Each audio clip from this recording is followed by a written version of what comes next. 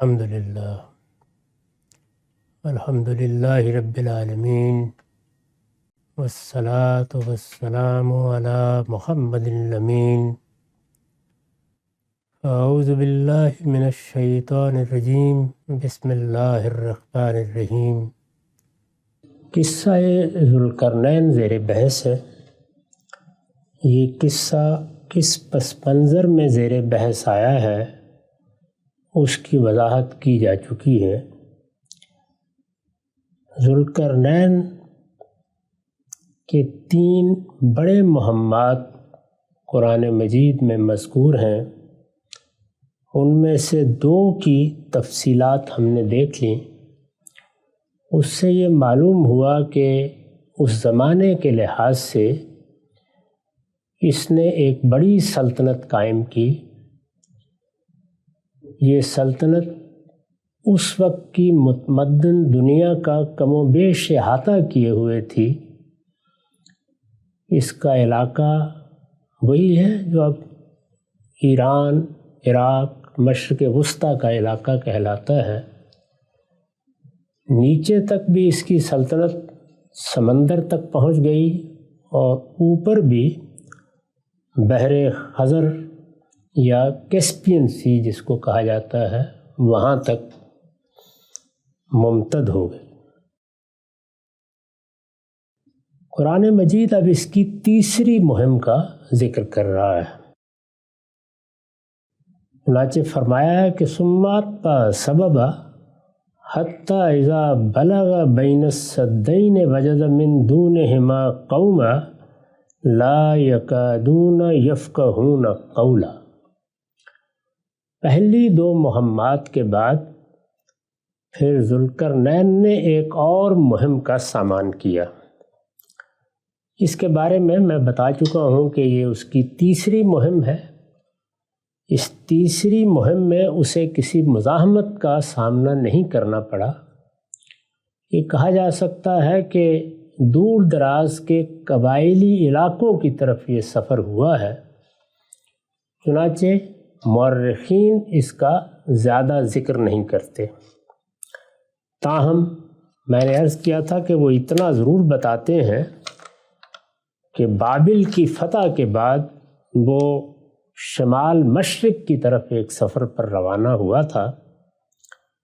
اس سے اندازہ کیا جا سکتا ہے کہ اس مہم کی منزل کیا رہی ہوگی۔ قرآن مجید نے اس واقعے کو موضوع ہی در حقیقت ان چند چیزوں کو بیان کرنے کے لیے بنایا ہے۔ تو فرمایا کہ پھر اس نے ایک اور مہم کا سامان کیا، یہاں تک کہ 2 پہاڑوں کے درمیان وہ ایک درے تک پہنچ گیا۔ یہ ایک بڑا درہ ہے، آگے اس کا ذکر ہوگا۔ وہاں اس کو یعنی جہاں وہ بڑا درہ ہے اس کے قریب اس کو ایسے لوگ ملے جو بالکل ہی باہر کے لوگ تھے، یعنی ان کا کبھی کسی متمدن دنیا سے واسطہ نہیں پڑا تھا۔ ان کی زبانیں بھی ایسی تھیں جن میں ابلاغ ممکن نہیں تھا۔ اس کو قرآن نے بیان کیا ہے کہ وہ ان لوگوں کے پاس پہنچا لا یکادون یفقہون قولا، جو کوئی بات سمجھ نہیں پا رہے تھے، یعنی ان سے کمیونیکیٹ کرنا، بات کرنا آسان نہیں تھا۔ بہرحال کچھ اہتمام کیا ہوگا جس طرح کہ اس زمانے میں کیا جاتا تھا۔ چنانچہ گفتگو ہوئی۔ پھر قرآن اس کو نقل کرتا ہے کہ قالوا یا ذوالقرنین ان یاجوج و ماجوج مفسدون فی الارض۔ انہوں نے درخواست کی کہ اے ذوالقرنین، یاجوج اور ماجوج اس سرزمین میں فساد پھیلاتے ہیں۔ یہ لوگ اس درے کے پار آباد تھے۔ یہ کون سا علاقہ ہے؟ میں نے لکھا ہے کہ آگے ذکر ہوا ہے کہ ان دونوں پہاڑوں کے اس طرف یاجوج و ماجوج کا علاقہ تھا۔ اس لیے لا محالہ ان سے مراد وہ پہاڑی سلسلے ہی ہو سکتے ہیں جو بحر خزر یعنی کیسپین سی اور بحر اسود بلیک سی کے درمیان واقع ہے۔ یہ وہی علاقہ ہے جس میں آگے پھر قفقاز کے پہاڑ ہیں، جیسے ہمارے ہاں کوہ قاف کہا جاتا ہے، اور پھر یہ روس کا اور اس سے اوپر کا علاقہ شروع ہو جاتا ہے۔ تو اس جگہ تک وہ پہنچ گیا اور انہوں نے یہ کہا کہ یاجوج ماجوج آتے ہیں، آ کے ہماری اس زمین پر فساد برپا کرتے ہیں، لوگوں کو لوٹ لیتے ہیں، غارت گری کرتے ہیں، جیسے پرانے زمانوں میں قبائلی علاقے سے ہوتا تھا۔ اس طرح کی بہت سی فساد انگیزیوں کا ذکر ہم یورپ کے قبائلی علاقوں کے بارے میں پڑھتے ہیں، اسی طرح سے آسٹریلیا کے قبائلی علاقوں کے بارے میں پڑھتے ہیں، قدیم افریقہ کے قبائلی علاقوں میں پڑھتے ہیں، اور ایسا ہی معاملہ دوسرے علاقوں کا خود ہمارے ہاں بر صغیر میں بھی یہی صورتحال رہی ہے۔ تو انہوں نے یہ درخواست کی کہ یہ فساد پھیلاتے ہیں، آتے ہیں، لوٹ کے لے جاتے ہیں، اور اس درے سے یہ ہو کے آتے ہیں، یعنی ہم چونکہ اس کے بالکل سامنے آباد ہیں، یہی ہمارا علاقہ ہے، یہ لوگ یہاں آتے ہیں اور فساد پھیلا کے چلے جاتے ہیں۔ انہوں نے درخواست یہ کی کہ فَهَلْ نَجْعَلُ لَكَ خَرْجًا عَلَىٰ أَن تَجْعَلَ بَيْنَنَا وَبَيْنَهُمْ سَدًّا، تو کیا یہ ہو سکتا ہے کہ ہم آپ کے لیے محصول کا بندوبست کریں اور آپ ہمارے اور ان کے درمیان کوئی روک بنا دیں؟ یعنی آپ ایک بڑے بادشاہ ہیں، آپ کی بڑی سلطنت ہے، آپ کے پاس بڑے وسائل ہیں، بڑے لشکر ہیں۔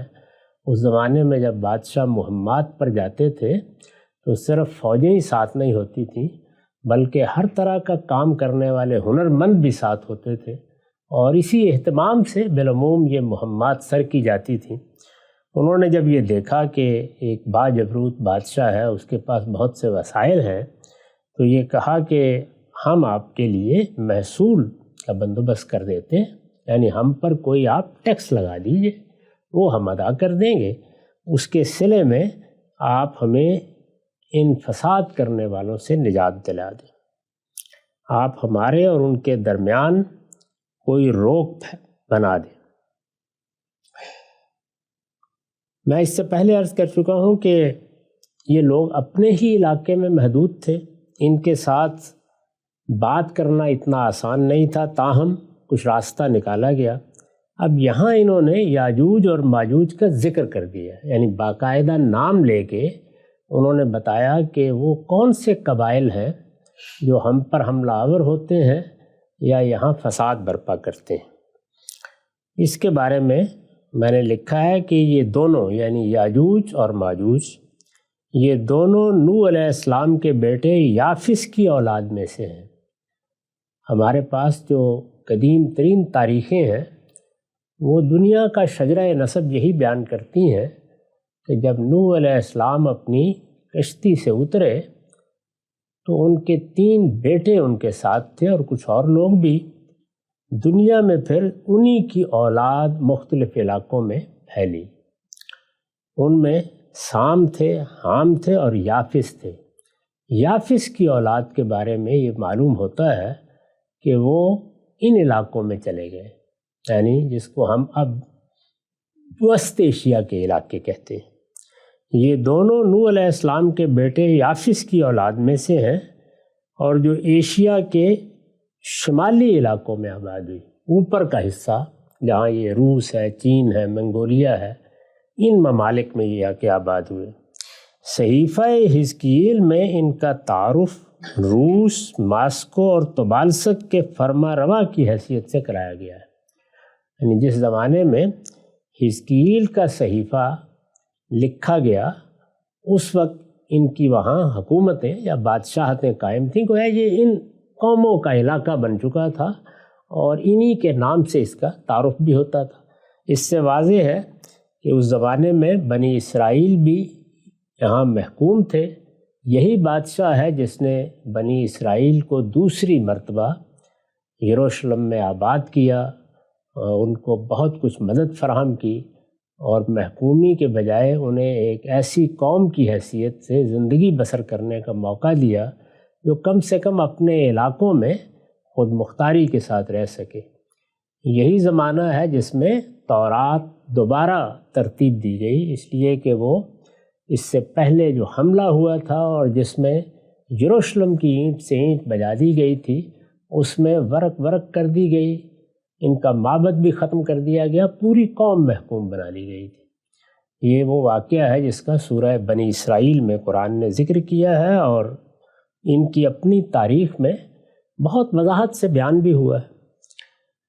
تو یہ یافس کی اولاد میں سے تھے، اور یافس کی اولاد ایشیا کے شمالی علاقوں میں آباد ہوئی، جس طرح سام کی اولاد زیادہ تر مشرق وسطیٰ میں آباد ہوئی، عرب علاقوں میں، اور اسی طریقے سے حام کی اولاد کا علاقہ زیادہ تر افریقہ رہا، باقی علاقوں میں بھی یہی قومیں پھر ہجرت کرتی رہی ہیں، پھر ان میں اختلاط بھی ہوتا رہا ہے، وہ بات کے مسائل ہیں۔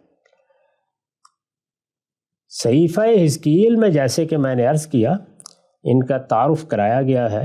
حزقیل فرماتے ہیں، یہ حزقیل کے 38ویں باب کی بالکل ابتدا ہے، پہلی دوسری آیت ہے، اور خداوند کا کلام مجھ پر نازل ہوا کہ اے آدم زاد، جوج کی طرف جو ماجوج کی سرزمین کا ہے، اور روس مسک، یہ ماسکو ہے وہی، بعد میں اس کا تلفظ یہ ہو گیا، اور توبل طبالسک کا فرما روا اے متوجہ ہو اور اس کے خلاف نبوت کر، یعنی وہ علاقہ ہے جس کے بارے میں ان سے کہا گیا کہ اب ان لوگوں تک بھی خدا کا پیغام پہنچنا چاہیے، تم لوگ اب ان کے لیے نبوت کرو۔ تو یہ ان کو بتایا گیا۔ اسی طرح سے حزقیل کے 39ویں باب میں بھی بالکل ابتدا میں پھر ان کا ذکر ہے، اس میں الفاظ یہ ہیں کہ پس اے آدم زاد، تو جوج کے خلاف نبوت کر اور کہہ، خداوند خدا یوں فرماتا ہے، دیکھ ہے جوج، روش، مسک اور توبل کے فرما روا، یہ پرانے نام ہیں وہی، یعنی روس، ماسکو اور طبالسک، میں تیرا مخالف ہوں، اور میں تجھے پھرا دوں گا اور تجھے لیے پھروں گا اور شمال کے دور اطراف سے چڑھا لاؤں گا۔ یعنی اگر تم اسی سرکشی پر قائم رہتے ہو تو پھر میں تمہارے ساتھ یہ معاملہ کروں گا۔ یہ ان کو تنبیہ کرو، متنبہ کر دو، ان کو بتا دو، تاکہ یہ بھی اگر سنبھلنا چاہیں تو سنبھل سکیں۔ یہ حزقیل نبی کے الہامات ہیں جو اس وقت بھی بائبل ہے اس میں نقل ہوئے ہیں، اسی کے اقتباسات کے میں نے پڑھے ہیں۔ تو ان لوگوں نے ان کے بارے میں ان سے کہا کہ یہ اس وقت بالکل غارت گر ہوئے ہیں، فساد برپا کرتے ہیں، اس درے سے نکل کے آ جاتے ہیں، اور اس طرح ہمارے مال و اولاد کو، باغات کو، دوسری چیزوں کو، جو کچھ بھی ہمارے پاس سر و سامان ہے، بہت نقصان پہنچاتے ہیں۔ یہ ذہن میں رہنا چاہیے کہ یہ چونکہ اسی علاقے میں آباد تھے، اور پھر انہوں نے دور دراز کے علاقوں کی طرف ہجرتیں کی ہیں، یعنی یورپ کی طرف بھی ان کی ہجرت ہوئی ہے، اور سائبیریا سے پار بھی ان کی ہجرتوں کے آثار تاریخ میں ملتے ہیں، وہاں سے بھی ہجرت کر کے گئے ہیں۔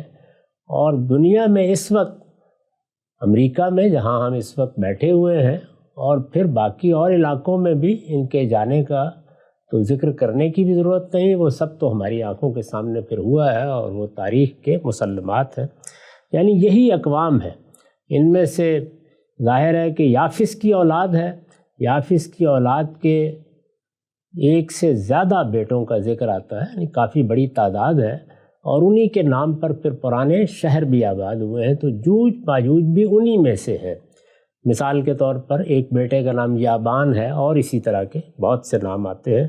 وہ اگر آپ بائبل میں شجرہ نسب پڑھیں تو اس میں سب کے نام دیے ہوئے ہیں۔ تو یہ لوگ زمین میں فساد برپا کر رہے تھے، ان لوگوں نے درخواست کی کہ محصول لے لیں اور کوئی روک بنا دیں۔ قال ما مکنی فیہ ربی خیر فاعینونی بقوۃ اجعل بینکم و بینہم ردما۔ اس نے جواب دیا کہ جو کچھ میرے پروردگار نے میرے اختیار میں دے رکھا ہے وہی بہت ہے۔ یعنی ذوالقرنین نے کہا کہ نہیں، مجھے کسی محصول کی ضرورت نہیں ہے، میرے پروردگار نے جو عنایت مجھ پر کر رکھی ہے وہ میرے لیے بہت ہے۔ ما مکنی فیہ ربی خیر، وہی بہت ہے، یعنی اللہ کا مجھ پر بڑا کرم اور بہت احسان ہے، تو میں یہ کام تمہارا کر دوں گا، اس کے لیے مجھے کسی محصول کی یا کوئی خراج لینے کی ضرورت نہیں ہے۔ میں نے اس پر لکھا ہے کہ یہ اس زمانے کے وحشی قبائل تھے اور قدیم زمانے سے متبدل علاقے پر غارت گرانہ حملے کرتے رہتے تھے۔ یعنی اس کے علاوہ بھی ذکر ہوتا ہے ایران پر ان کی طاقت، ایران کا بھی ظاہر ہے وہی علاقہ ہے، اوپر مل جاتا ہے، ایران پر ان کی طاقت ترکستان کے راستے سے بھی ہوتی تھی اور قفقاز پہاڑوں کے اس درے سے بھی جس کا ذکر اوپر ہوا ہے، یعنی ادھر سے بھی یہ حملہ آور ہوتے تھے لیکن وہ علاقے دوسرے ہیں، اور ادھر نیچے کی طرف بھی آتے تھے اسی درے سے گزر کر جس کا یہاں ذکر ہو رہا ہے۔ ذوالقرنین نے جب یہ کہا کہ میرے پروردگار نے جو کچھ مجھے دے رکھا ہے، میرے اختیار میں دے رکھا ہے وہی بہت ہے، تو اس میں خیر کا لفظ استعمال کیا ہے۔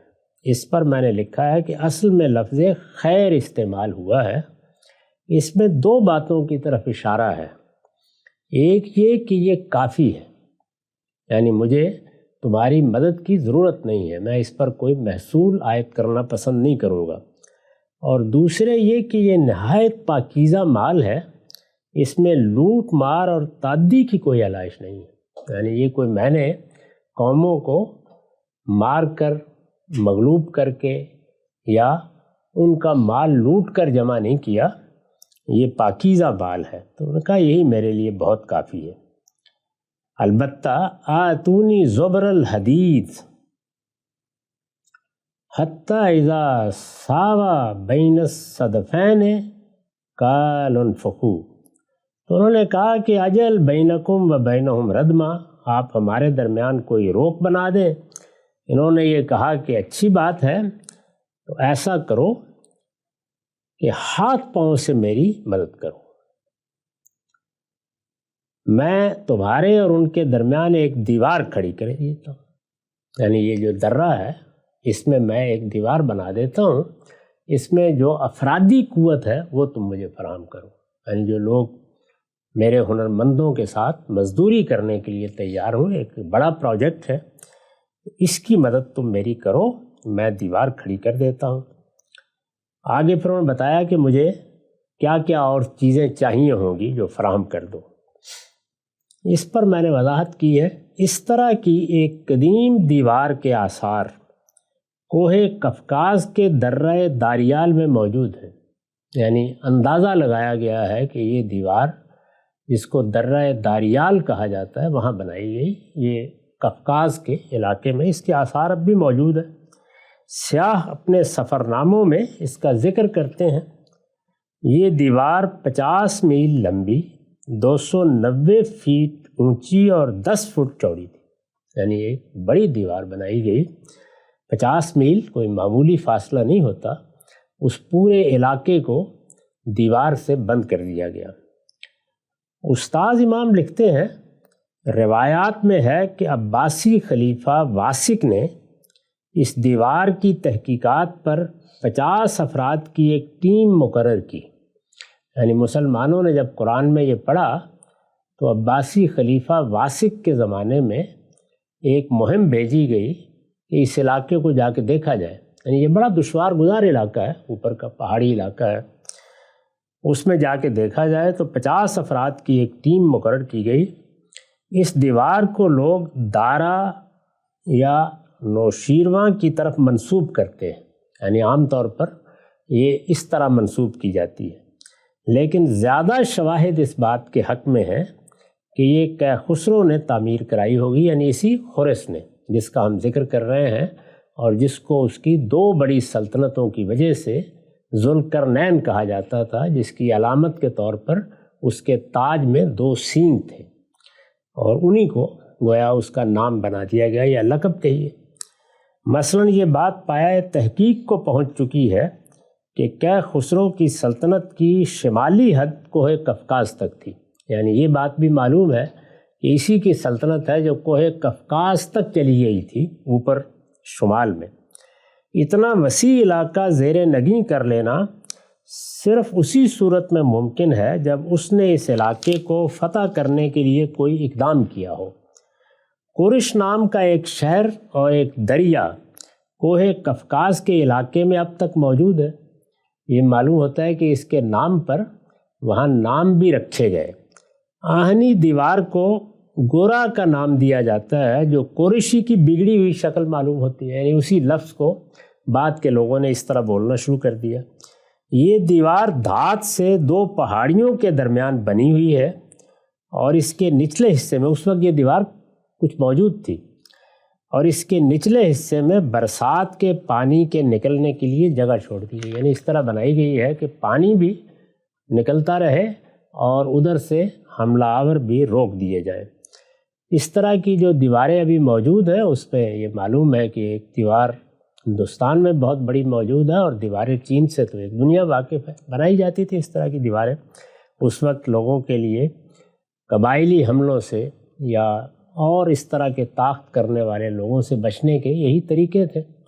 موجودہ زمانے میں تو یہ سب چیزیں بالکل ختم ہو گئیں اور ایک نئی دنیا وجود میں آ گئی۔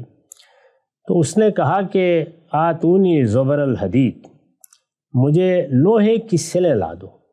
یعنی پہلے تو اس نے یہ کہا تھا کہ مجھے تم مزدور فراہم کرو گے، ہاتھ پاؤں سے میری مدد کرو گے، اور اب لوہے کی سلیں بھی فراہم کرنی ہیں مختلف علاقوں سے۔ چنانچہ وہ فراہم کر دی گئیں، اور پھر کیا ہوا کہ حتیٰ اذا ساوا بین الصدفین قال انفخوا، یہاں تک کہ جب اس نے دونوں پہاڑوں کے درمیان خلا کو پاٹ دیا، یعنی دیوار کھڑی ہو گئی، اس میں لوہے کی اس طرح کی سلیں اور چادریں استعمال کی گئیں۔ اس میں نے لکھا ہے کہ اصل میں ساوا بین الصدفین کے الفاظ آئے ہیں۔ صدف خول اور خلا کو کہتے ہیں، یہاں اس کے مثنیٰ استعمال کرنے میں اس کے دونوں طرفوں کا لحاظ ہے۔ عربی زبان میں جیسے ہمارے ہاں اردو میں، انگریزی میں، فارسی میں واحد جمع ہوتے ہیں، ایک دو کے لیے الگ ہوتا ہے، اس کو مثنیٰ یا تثنیہ کہتے ہیں۔ تو قرآن نے یہاں مثنیٰ استعمال کیا ہے، صدفین۔ یہ معلوم ہوتا ہے کہ جو اس کی وسعت تھی اس کو بیان کرنا مقصود ہے۔ دونوں اطراف بہت دور تک تھے، تو وہ پہاڑوں کے درمیان اس خلا کو پاٹ دیا، اور اس کے بعد کہا کہ دھوکو، حتیٰ کہ جب اس کو آگ کر دیا تو حکم دیا کہ لاؤ اب میں اس پر پگھلا ہوا تانبا اڈھیل دوں، یعنی اس طرح وہ دیوار بنائی گئی، وہ فراہم کر دی گئی، یہاں تک کہ جب اس نے دونوں پہاڑوں کے درمیان خلا کو پاٹ دیا، یعنی ساوا بین الصدفین، پھر اس نے کہا کہ اب آگ جلائی جائے اور اس کو دھونکا جائے، قال انفخوا، اور اس طرح جلائی جائے کہ گویا یہ پوری کی پوری دیوار آگ بن جائے، جیسے کہ عام طور پر لوہے کے ساتھ کیا جاتا ہے۔ اور پھر کہا کہ اب آؤ، اب میں اس پر پگھلا ہوا تانبا ڈال دوں، تاکہ کسی کے لیے نقب لگانے کا کوئی امکان ہی باقی نہ رہے۔ لاؤ اب میں اس پر پگھلا ہوا تانبا ڈال دوں، قال آتونی افرغ علیہ قطرہ، یعنی گویا اہتمام یہ ہے کہ لوہے سے اس کو کھڑا کیا گیا، لوہے کو پگھلایا گیا، پھر اس کے بعد جب وہ اس جعلہ نارا، وہ بالکل پگھل کر آگ بن گیا، تو اس کو مزید پختہ کرنے کے لیے اس پر تانبا بھی اڈھیل دیا گیا۔ قال آتونی افرغ علیہ قطرہ فما استطاعوا ان یظہروہ وما استطاعوا لہ نقبا، سو ایسی دیوار بن گئی کہ یاجوج و ماجوج اب نہ اس پر چڑھ سکتے تھے نہ اس میں نقب لگا سکتے تھے۔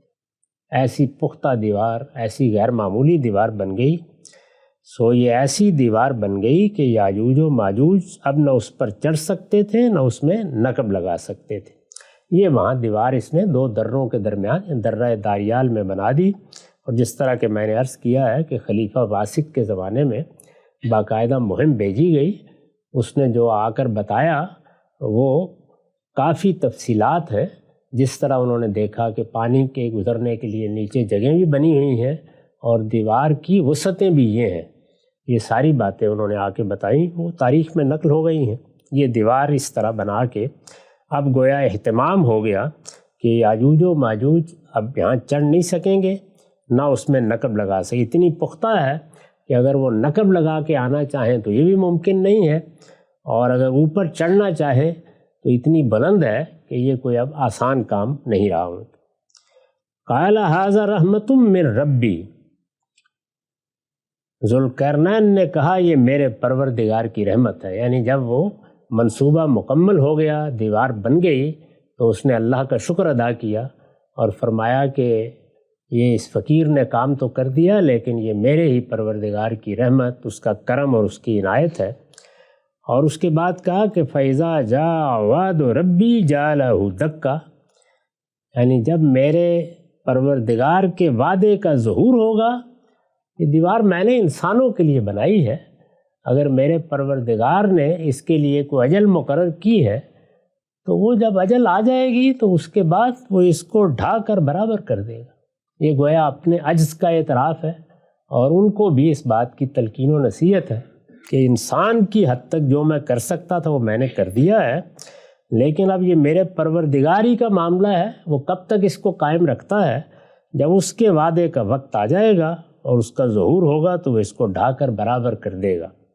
وَكَانَ وَعْدُ رَبِّي حَقًّا، اور میرے پروردگار کا وعدہ برحق ہے۔ مطلب یہ ہے کہ یہ اتنی مضبوط ہے کہ اللہ تعالیٰ جب اس زمینی کو ہلا ماریں گے اور اس کا خاتمہ کرنے کا فیصلہ کریں گے تو پھر تو کچھ نہیں کیا جا سکتا، لیکن اب تم محفوظ ہو اور اس علاقے میں رہ سکتے ہو۔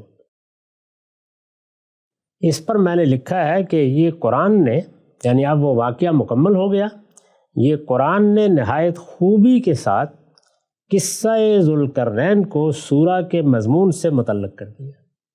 میں عرض کر چکا ہوں کہ یہ قصہ قرآن مجید نے اپنی طرف سے نہیں سنایا، یہود نے جو سوالات کیے ہیں ان میں سے ایک سوال یہ بھی تھا۔ چنانچہ شروع ہی اس طرح ہوا ہے کہ یسألونک عن ذی القرنین، یہ اب آپ سے ذوالقرنین کے بارے میں سوالات کر رہے ہیں۔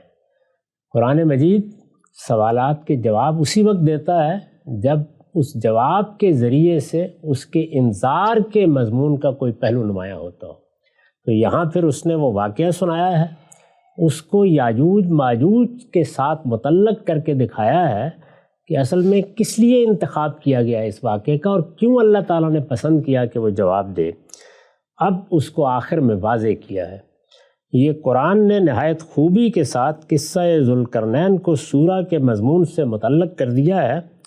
مطلب یہ ہے کہ اس نے تنگ ظرفوں کی طرح یہ نہیں کہا، کس نے؟ ذوالقرنین نے یہ نہیں کہا کہ یہ میں وہ کارنامہ کیے جا رہا ہوں جس پر کبھی زوال نہ آئے گا، بلکہ نہایت عاجزی کے ساتھ اسے اپنے پروردگار کی رحمت و عنایت اور اس کے فضل و کرم کا کرشمہ قرار دیا۔ ساری بحثی سورہ میں یہ ہے کہ تم لوگ دنیا کی نعمتیں پا کر کس تم تراک کے ساتھ اسی پروردگار کا انکار کرنے کے لیے کھڑے ہو جاتے ہو جس نے یہ سب دی ہیں، اسی پر تنبیہ کی جا رہی ہے۔